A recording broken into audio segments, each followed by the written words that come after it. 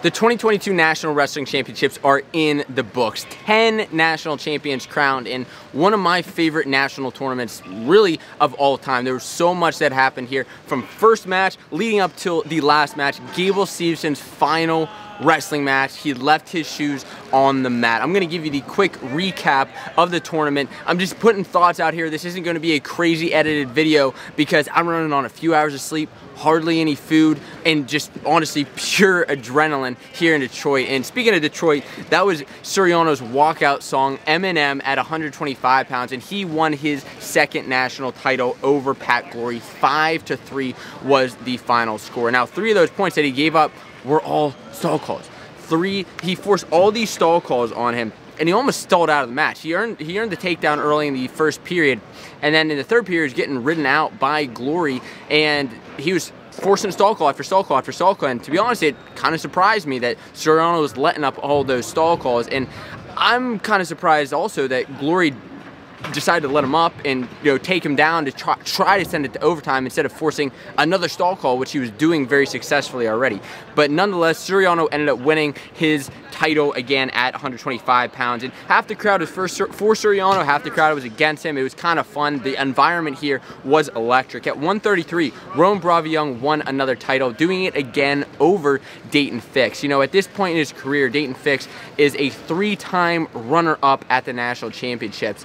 And it's hard. It's hard to see him, so devastated after another match like that. But RBY was just slick. He had a slick takedown in the first period. And last year, when they needed to go to the overtimes, this year they did not. It was 2-2 going into the third. RBY earned the escape and ended up being able to finesse and not let up any more points to win it 3-2. He honestly controlled the match, and RBY has looked the best he has really at this tournament. And I would say all Penn State wrestlers at this tournament, the ones that made the finals at least, looked the best that they have all season. And we're going to get to that because Penn State had a phenomenal night.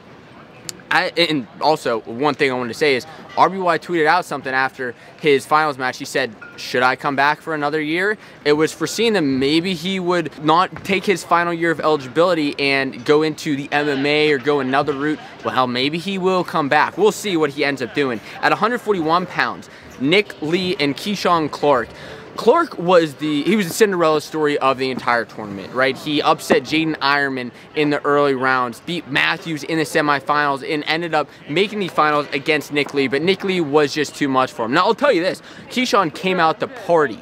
He came out early with the first takedown on Nick Lee, but the thing about Nick Lee is he doesn't get fazed by stuff like that. It doesn't throw him off, and in fact, he's fine with it. He's able to say, okay, let up 2 points, let me get up, get another takedown, and so I can get ahead. And that's what happened. He was one of the most controlled wrestlers I've seen in this tournament. He dominated the rest of the match, ended up winning 10-3, and earned, I think, over 3 minutes of riding time. It was just another title for Nick Lee. At 149, Yani Giacomo Hollis won his third title, setting him up for a 4th title next year. And if Spencer Lee also comes back next year, depending if he redshirts or doesn't redshirt, we could see 2 4-timers in the same year. Yani, right, he wrestled Ridge earlier this year at the Cliff Key in Las Vegas, and it was a sudden victory match with Ridge. And then Yani, after the semifinals match last night against Sammy Sasso, if you watch that match, he said, I need to step it up. I wrestled like a coward. I need to be more aggressive. I need to open up. I need to have some nuts, is what he said on national television. And he came out swinging.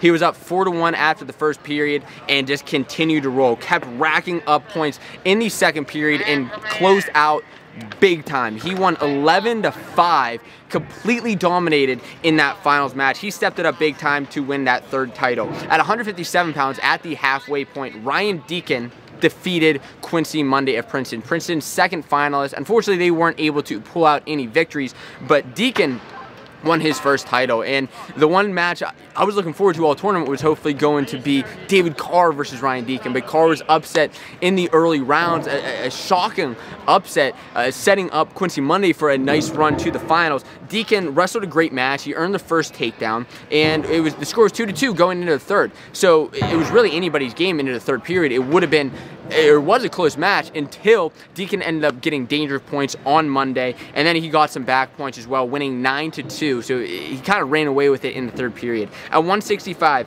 Keegan O'Toole and Shane Griffith. Griffith was going for his second title. Last year, he saved Stanford Wrestling.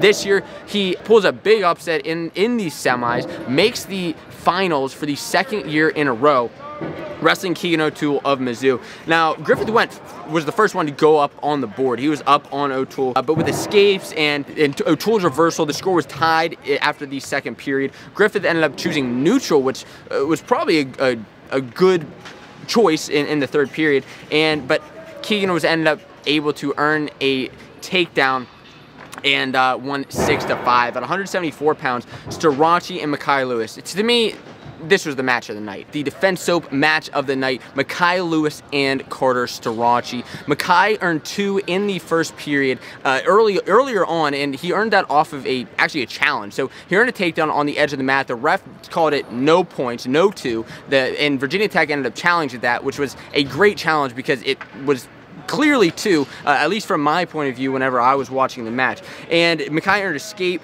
or they ended up getting escape, tying it up. Starachi got a takedown, 4-3 was the score.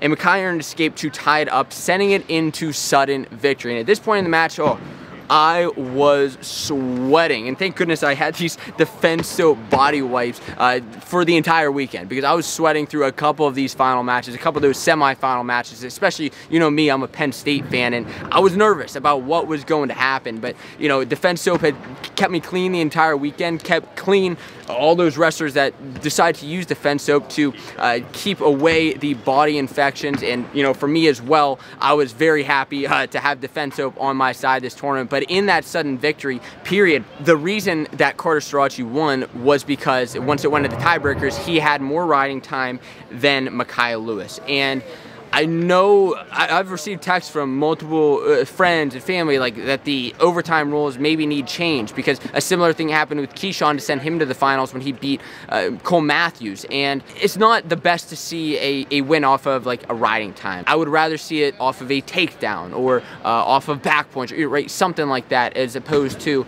the riding time. But the rules are what they are, and Carter Starachi ended up winning his second title. 184 pounds.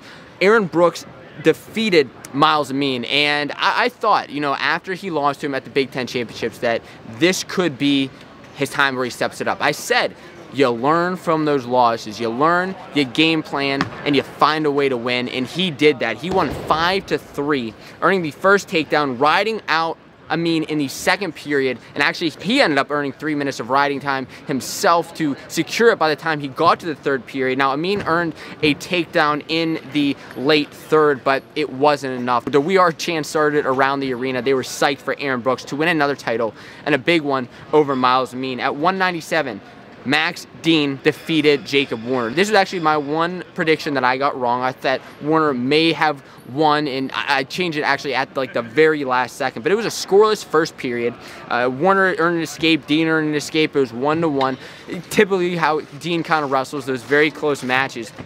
But Dean ended up earning a takedown with 35 seconds left on the clock, and the arena went wild. Penn State now, with that match, and thanks to Willie Saylor on Twitter for putting out this stat, 11 straight national finals matches in a row.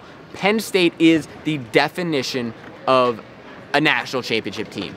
Unbelievable. And by the way, if you didn't know, yeah, Penn State won the national title. At 285 pounds, Gable wrestled his last ever collegiate match. Now, he does still have 1 year of eligibility left, and I know there's some speculation going on with the shoes. Like, he ended up taking them, putting back on the podium. He ended up winning 5-2. Schultz put up quite the fight, but just wasn't quite enough for Gable Steveson. He left his shoes on the mat. I haven't seen the arena this hype about a wrestler, at least in my time. I don't know, maybe you have in your time. Leave a comment down below. But he was humping up the crowd. He said he retired the backflip, but he brought it back for this finals match, and the crowd loved it. He is an entertainer. Wish him the best of luck with everything going forward. And, you know, my closing thoughts are, this was a fun national championships. I enjoyed it. It was a blast. I really can't wait for next year. Let me know what you thought in the comments below, and until the next video, we'll talk to you soon.